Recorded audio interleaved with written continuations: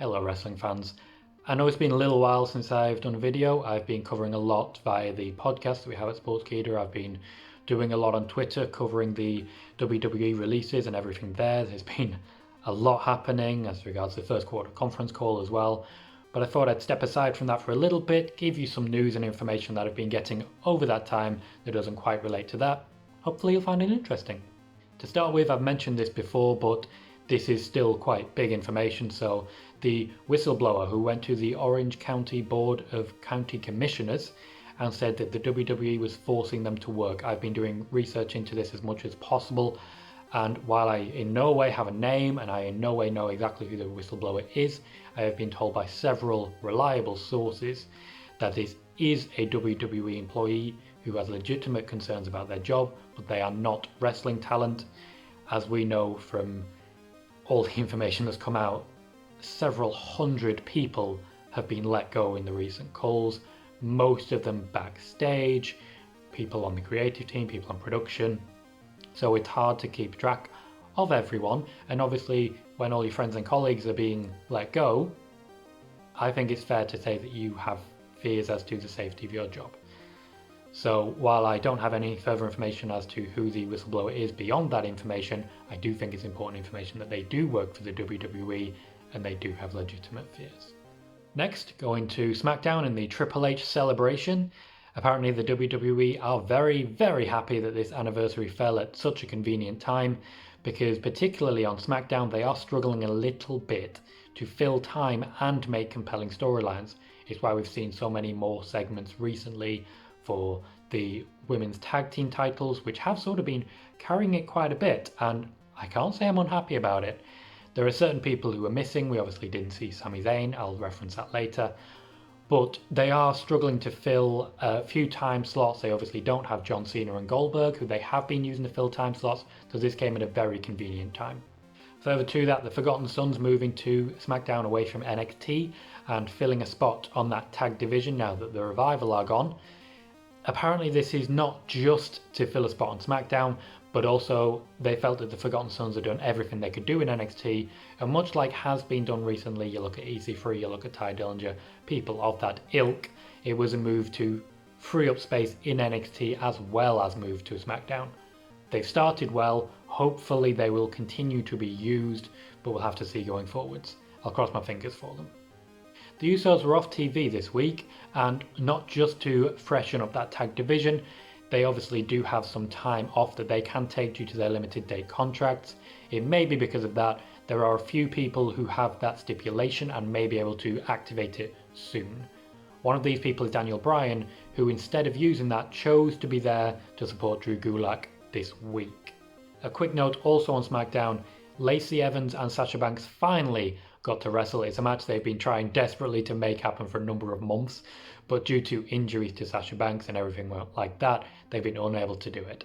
WWE Creative are thrilled that they finally got to have their match. Hopefully this will be built going forward into more of a feud, as both women really quite like working together.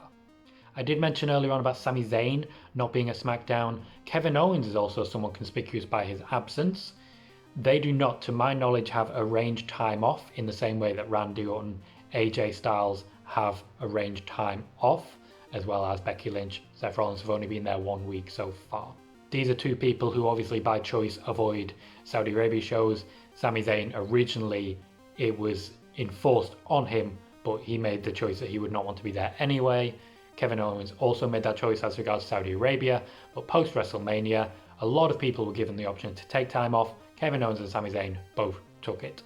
And that's one of the reasons we're seeing so many new talents or lesser used talents rising to the top at the minute.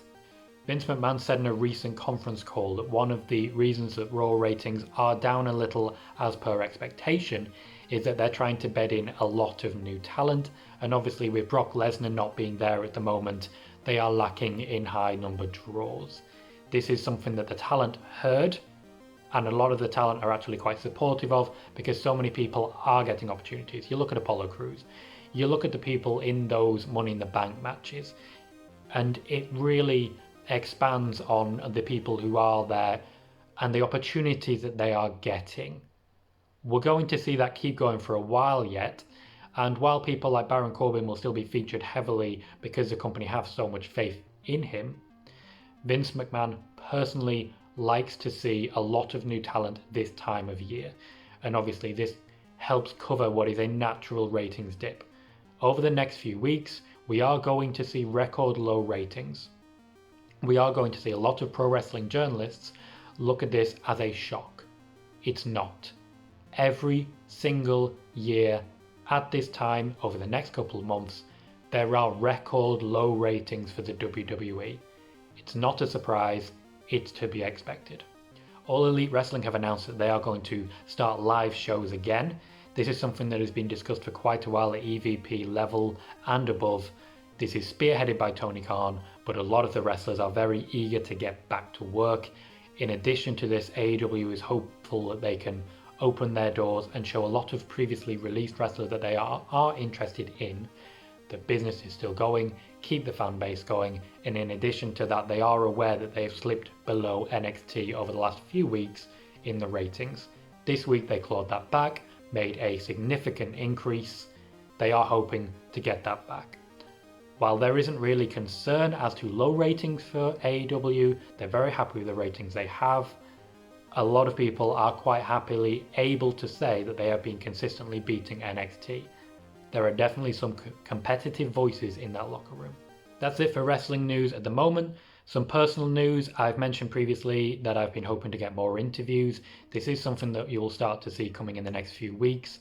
I'm also looking to work with some more Sportskeeda journalists such as Stephanie Chase. We're looking to do a review of a pay-per-view, historical pay-per-view that we both watched first. It was our very first pay-per-view and it's something we share, so it's something we're very interested in doing. So you may see that coming up soon. I actually quite enjoyed spending time looking at historical pay-per-views, so that may be something you see more of reviews going forwards. I enjoyed doing this one, so it is hopefully something you'll see more of. Also on Mondays I now have a semi-regular slot on the Sportskeeda Facebook page where I do live streams. I was very shocked to see the amount of people who are watching. Sportskeeda are followed by 3 million people on Facebook, and I had thousands watching me, and it was a little bit terrifying, but I'm extremely proud of my work over there, so please do check that out. In the meantime, please stay safe. Thank you for watching, and hopefully I will see you all soon. Thank you very much.